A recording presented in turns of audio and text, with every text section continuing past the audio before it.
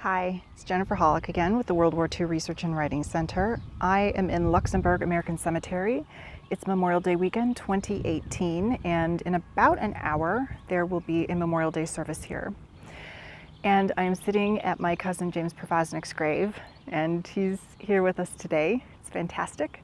This is my fourth visit here, and the first time I came was in the 1st of May 2015. We actually brought his burial flag that laid on his casket here in the shipping case before they lowered him into the ground. That was sent to his mother, and we were able to bring that with, and we flew it. It was a very misty day, but we were able to fly his flag before we visited his grave, and the superintendent came down and put Omaha Beach sand on there so we could take better pictures than, as you can see, when there's no sand in there, it's difficult to read the names on there. And then the next day, I got to walk in the woods near Bross, Belgium, where he was killed. Then I came back at the end of 2015 by myself and with a couple of friends. We spent the day around Luxembourg, seeing a lot of 5th Division sites and the Our River crossing, and we visited James's grave, and it was a really kind of cloudy day. But when we walked out onto the cemetery grounds that day, the sun came out, the clouds parted, it was amazing. And I know James did that. And as soon as we left, the clouds came back, which was fine. I was here again late 2016 with my husband, Joanne, and it was a cloudy day then too. But today it's perfectly sunny and no clouds and hot, and a perfect day for Memorial Day service.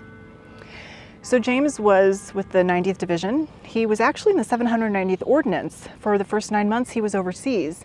And then when the Battle of the Bulge started and Patton needed rifleman replacements, James, who had been working in Ordnance, was pulled from the back and made a rifleman. That happened quite a lot, starting in November, with Hurtgen Forest and the divisions that served there, and moving forward because replacement soldiers weren't coming in fast enough. So James was made a rifleman. And what I tell people is when you are researching and you look at the unit that's on the grave or on the discharge paper, it's the final unit. And if you're only researching that unit, you're probably not going to have the whole story. And James's grave says 358th Infantry Regiment, 90th Division. He was in there 14 days before he was killed in action near Bross, Belgium. So if I'd only researched that part of his story, I would have had his, all but 14 days of his experience wrong. So when you're doing your research, make sure you check all the sources and you put that timeline together. So James died, he was hit by a high explosive shell near Bross, Belgium in the woods. And then he was brought to Ham, which is the cemetery, and temporarily buried. And he had told his mother he wanted to be buried where he fell. So when the decision came to decide, do we bring him home or do we leave him overseas, they chose to leave him here. And he's been here ever since, surrounded by his comrades.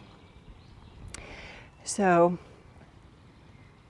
it's a very emotional place, the cemetery and being with James, and I did write his story in my book, Stories of the Lost. And then taking my journey through Europe to the place he died and having flown his flag here really changed my life.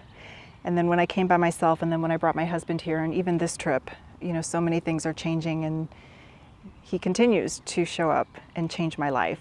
And as they all do with the work that I do and the stories I get to tell and the answers I get to help give people. It's a beautiful, beautiful thing. So I hope you are researching your relatives, and I hope you're writing your stories. And if you are, I would love to hear about it. And if you need assistance, please feel free to check us out at the World War II Research and Writing Center. We're always ready to help new people.